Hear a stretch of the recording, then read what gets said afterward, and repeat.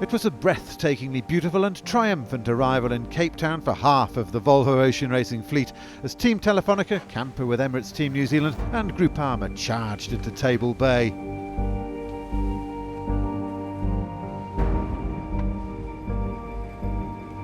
For the other three teams, it was a slightly less dignified arrival. Abu Dhabi Ocean Racing arrived by container ship with replacement rigs safely stowed.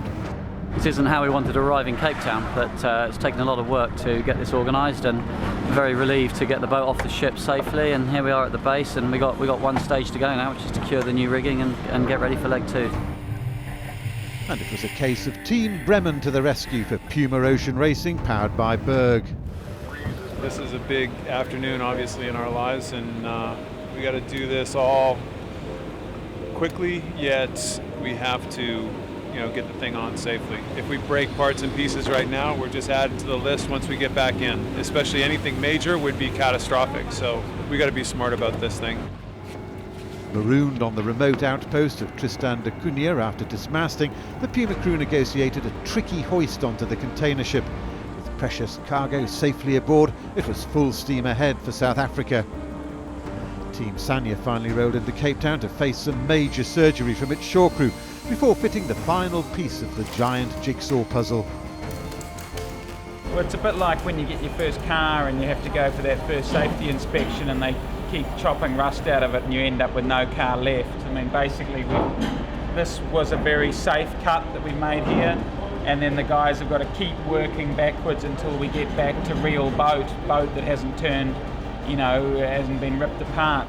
Luckily, it looks like the new bit that we've built is going to be big enough, and hopefully in sort of 2 to 3 days time we'll be starting to have almost a watertight boat, and then 4 days after that we'll have a structurally integral boat. So there's a couple of phases to go yet.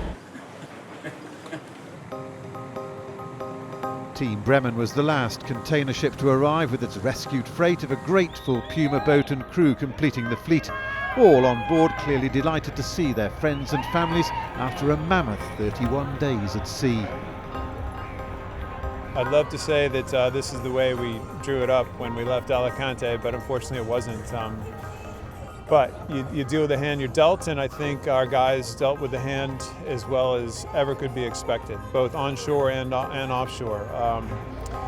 But the job's not over. Unfortunately, we got a boat that we still have to get in race-ready shape in a couple days.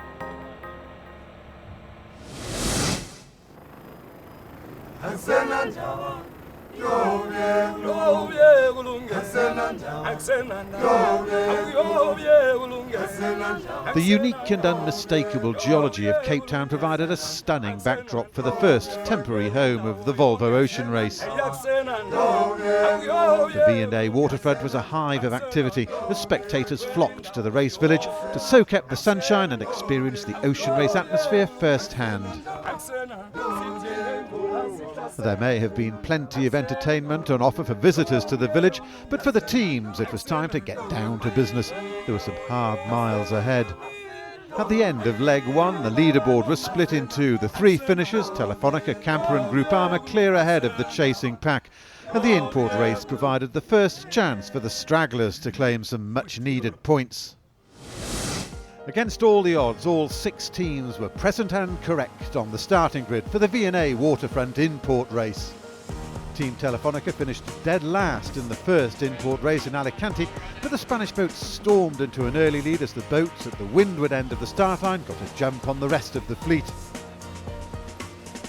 But by the first mark, the big cat had pounced, and Puma Ocean Racing, powered by Berg, despite resolving to take things easy with their new rig, rounded the mark in the lead ahead of Team Telefonica and Camper with Emirates Team New Zealand. This is the man who was going to be conservative in this race. He's hungry to get points, and he just showed it on that first run. Despite a big split in the fleet which allowed Abu Dhabi Ocean Racing to gain some ground on the 3 leading boats, there was no change in fleet positions. At Mark 3, all 6 boats were separated by just 100 seconds. Ken Reid at the wheel of Malostro swings it round. This is all going to be just work for the crew. But earlier kite troubles on board Puma came back to halt their charge as first Telefonica and then Camper eased past them, heading to Mark 5. What an amazing display by these guys. Can the Camper boat make any more inroads into this beautifully sailed Telefonica? But Ken Reid will be disappointed with that. He looked to be in a really commanding position. Iker Martinez and team clearly love Cape Town as the Spaniards added a clear win in the V&A Waterfront Import Race to their impressive Leg 1 victory. And there's the cheering going up for first in the V&A Waterfront Import Race. Telefonica still topped the leaderboard, but Camper had the Spaniards firmly in their sights. A little ground was made up by both Puma and Abu Dhabi, but good performances from both on Leg 2 are vital.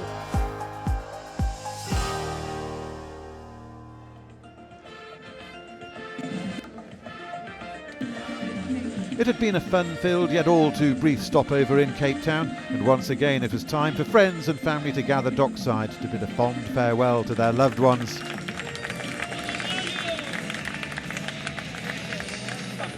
If there was a little extra apprehension amongst the crews of the 3 damaged boats, it certainly wasn't evident. All the teams looking forward to the tough challenge that Leg 2 of the Volvo Ocean Race will no doubt provide.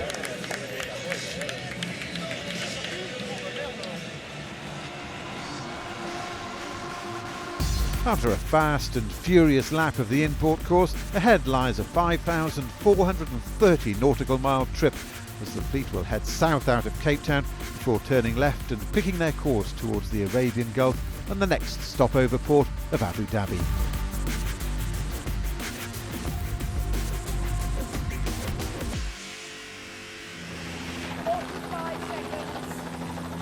There's absolutely no wind in the pre-start area, so coming up to 35 seconds to go, this first little bit of around half an hour or so is going to be very tricky for the teams. What indications there, Jerry, of some breeze filling in as we go to the start with just 20 seconds to go? Yeah, there will be some breeze moving down onto the course, but the first part of this, from the start and the first quarter mile, will be very slow. And I would say, you know, you've got to get your nose out. Groupama looks in a good position to take the pin, and then it'll be just a question of who gets into the pressure first. 5, 4, 3, 2, 1, now. Well, in slow motion terms, they're off. It is off. Nobody exactly charging across the line at this stage. Abu Dhabi Racing. Well, that's exactly what they would want. Here they are with their new rig, wanting to get out there, wanting to prove themselves. You can't go better than actually, just for that pure little bit of psychology, having the lead and actually building a little bit. Yeah, they're into the breeze. They're off. Yeah, and as they get further down the track, the breeze will pick up. So the first guys to poke the nose out could get a nice stretch in the first part of the race. Well, there's the lead from Virtual Eye that is being enjoyed. This is pretty slow at the back with Telefonica, the race leader. Well, they've had I wonder if they've got an issue there because they're a long way back. They look very parked. When the gun went, they were at the back of the pack and they were in a big area of no wind. But further out, Abu Dhabi Racing are into that freshening breeze. We can see on the horizon the difference, and they are up and off. Look at this boat. Great shot of the boats. And what a shot there of Table Mountain in the background. Azam, determined in Arabian, absolutely flying along out here on Table Bay. What a great scene. Abu Dhabi now are into the manoeuvre. They roll up their Give it heaps is the call on the grinders there. Do you know,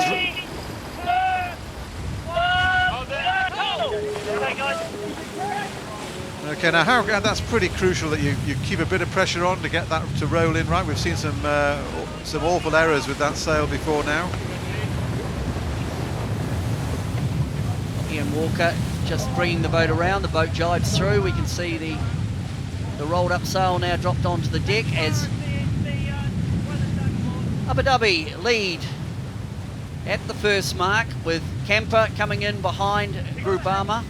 So Groupama have had a good start to this leg as they also roll up their code 0. Great scenes here at the top mark. Camper coming in behind Groupama. That sail is nicely furled up. And they go into the drive. There's Chris Nicholson at the wheel, watching the backstays flick behind his head. On they come. Adam Minoprio in the foreground there. And there's Groupama with Camper and Emirates Team New Zealand giving chase. Ken Reid following in on Puma. Well, there's something going on there with Groupama. Look, they've got a problem on Groupama. They haven't come around that mark clean at all. So it looks like, they've got a problem there. I don't know if Jerry might be able to see it out on the water. Jerry, what are you seeing on Groupama?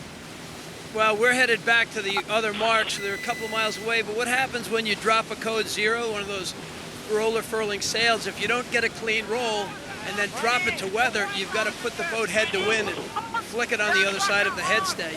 So that's probably what's happening over there. Yeah, I think Jerry's right. They didn't get a clean... There it is, the sail flapping up at the front there. Yeah, they didn't get a clean furl, and now we can see that the furled sail's actually to leeward of the Genoa.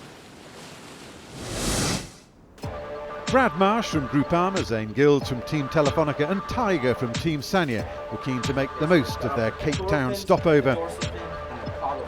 And our intrepid Volvo sailors were about to meet nature's perfect killing machines face to face.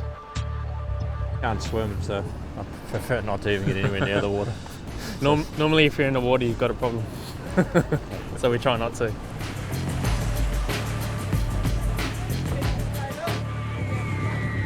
I do enjoy travelling, but the most thing I do enjoy is racing and competing. That's the main reason why I do it. It's definitely good to have a bit of time off and just check out all these amazing places that you get to go to, have a bit of downtime and just a bit of exploring. So we're just seeing what the sharks are having for lunch. Some lovely chum for the shark. We're just chumming up the water to bring the sharks to the surface. Might rub a bit of this on for a bit of shark bait just to attract them, get them nice and close. I think in this one's our freeze-dried shark lunch. It's a bit of stroganoff. Bit stroganoff, Brad? Very similar to the freeze-dried we have on the boat. Shark? Where? I'm a bit nervous. A bit nervous? Yeah, I think so, yeah. I just been watching them jump up at the boat here and taking the bait and stuff like that. It's going to be a bit scary, I think, but it'll be fun.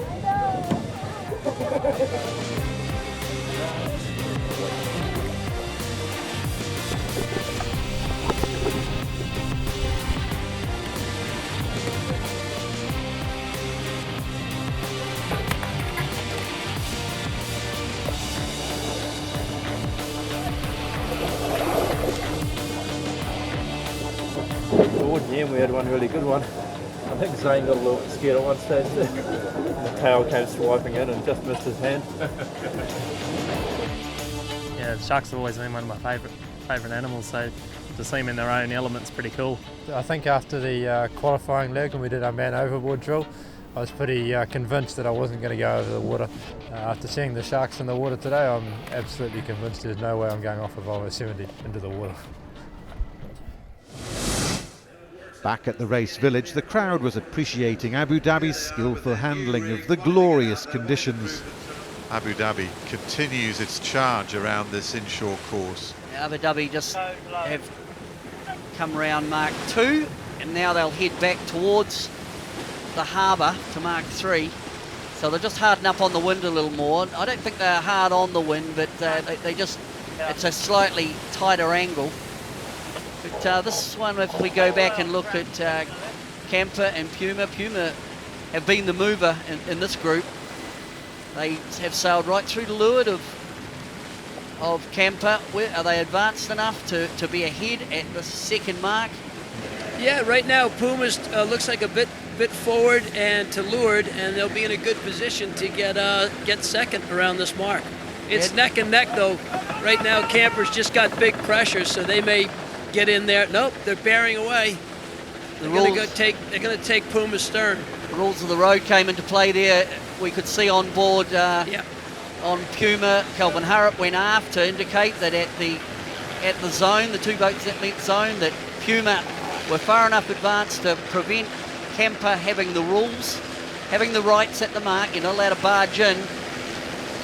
Chris Nicholson didn't want to foul out, so that was the reason of the course change. Big dip. Well, it's neck and neck now, yes. Good start. It's been a very good start for the two boats that had, it broke masts in the first legs. It's amazing. The first leg that. Yeah, good. Again, it's a good confidence boost. And okay, there we've got Devil's Peak, Table Mountain, and of course Lion's Head in the background there as Sanya come thundering around. You know, they'll be pleased that they're not last, and that's a bit of a feather in the cap. And that new bow and everything, it looks just perfect. Oh, a little bit of a tangle down here at the bottom of the stern of this. Looks like a big ocean-going tug here. Camper just there wanting to clear their wind and get to windward of Puma. See, they came round behind the Fairmont summit and took a bit of weather gauge. So Abu Dhabi are around. They're off now. They're off out to Mark 4, but as they go out to sea, they're going to get into more pressure. Been another change here. Camper have got back over the top of Puma. So Chris Nicholson sets up to tack as Puma now comes around. You can see they've actually got a furled sail up to the Hounds, up to the intersection where the forestay goes onto the mast. So they are looking possibly at a change. Team Sanya, Mike Sanderson heading out with that sail we were talking about. Up, down goes one of the dagger boards, and like we were saying before, he'll be pleased to be where he is because it's a change not to be at the back of the fleet. And you've got to wonder what's going on with Telefonica. And really, going back to our race leader here, Abu Dhabi, what that and the whole essence of the psychology of this race around the Cairns, what a tonic that must have been for Ian Walker and his crew. Ian Walker's certainly done very good work in this round the Cairns, around the marker buoys for the start of the second leg. He's got a commanding lead. By contrast, Ike Martinez here on Telefonica, he will not be quite so chipper about where he's sitting, but as we keep saying when we look at these guys, there's a very, very long way to go. Oh, what an Martin, amazing... look at that, just that to jump just in. A scene. Just a beautiful shot of great spectator Cape Town, fleet as well. Big spectator fleet. That is just a champagne shot. We've got Camper, Puma, Group Armour, and a horde of spectator boats thundering out to sea. And we're still waiting to get out to Mark 4. And Jules again. How's the leg going so far? Yeah, good. Nice smooth start to the leg. A bit more relaxed than things were yesterday, that's for sure. But yeah, reach around the bay and just coming to the turning mark now, and we'll be hardening up on the wind, heading down to Cape Point and on our way to Abu Dhabi. So nice start for us, but a lot of work to come. Well, you can't beat that for a start. That's absolutely spectacular. Sparkling waters as Abu Dhabi leads the Volvo Ocean Race fleet out of Cape Town. Abu Dhabi Ocean Racing's premature end to the leg was a huge blow to the team. As the boat was shipped to Cape Town, the crew flew home to lick their wounds and, in skipper Ian Walker's case, keep busy with various displacement activities. The Walkers, Ian, wife Lisa and daughters Zoe and Emily, flew into South Africa to enjoy a little unexpected but gratefully accepted family time at the Aquila Game Reserve, just north of Cape Town. Flew home and just wanted to get my head out of sailing, so I painted the kitchen, I painted all the woodwork on the front of the house, I did all the jobs that you never get round to do, and didn't switch my computer on for a day or two because there's nothing we could do. The boat was on the ship, the mast was on its way, and relaxing has never been my strong point. I do find it hard to switch off, and so taking the opportunity to have a night away with the family and no phones, no email, just fun with the kids. I can see an animal as a springbok on the bow. You ate one of those the other night.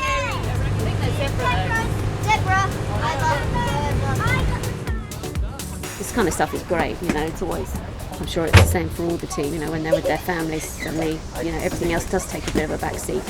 When you talk about rhinos pooing or, you know, suddenly you can have that bit of levity that you don't have when you're in the boat. There's a small baby one over there. It's so cute. So that's I think what they're going to do is just get back sailing, and then I think things will just all start to fall back into place, barring any other dramas. Look at that!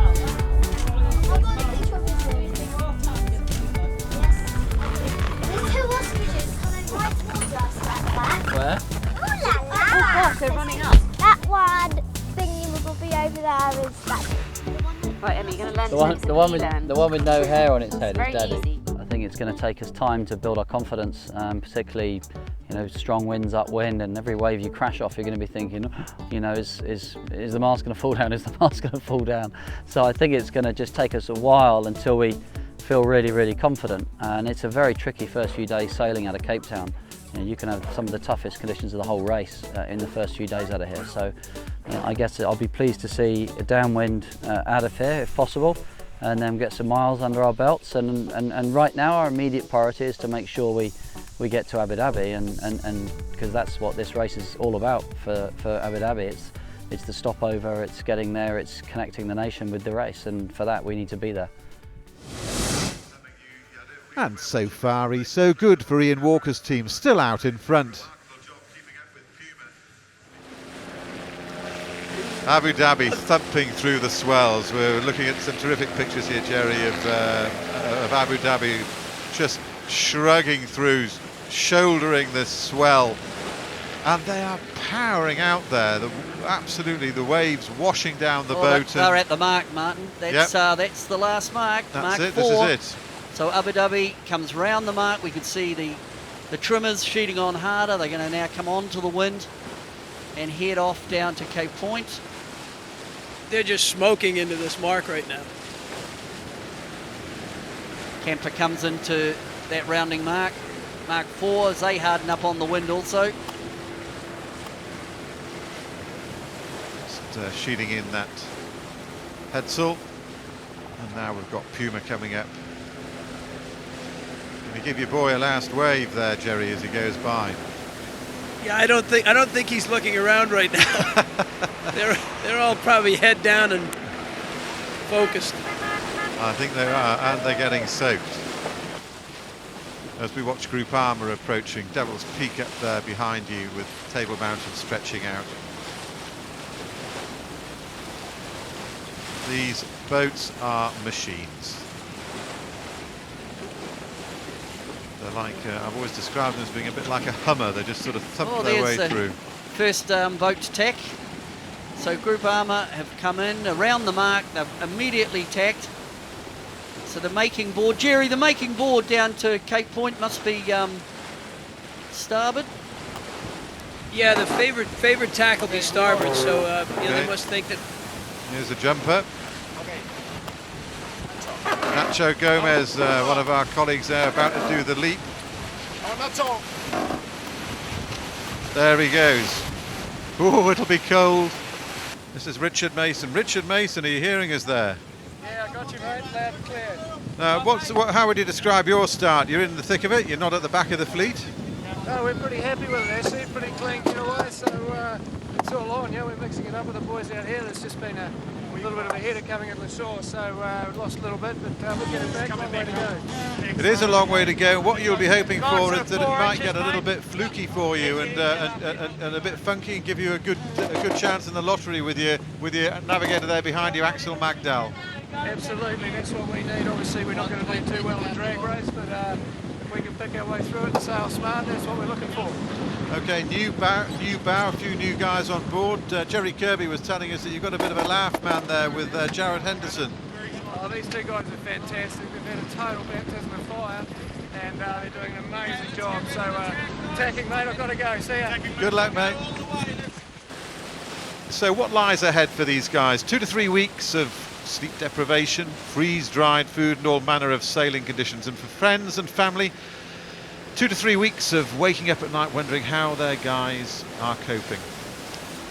So as they leave Table Bay, we wish them well and onwards to a great welcome in Abu Dhabi.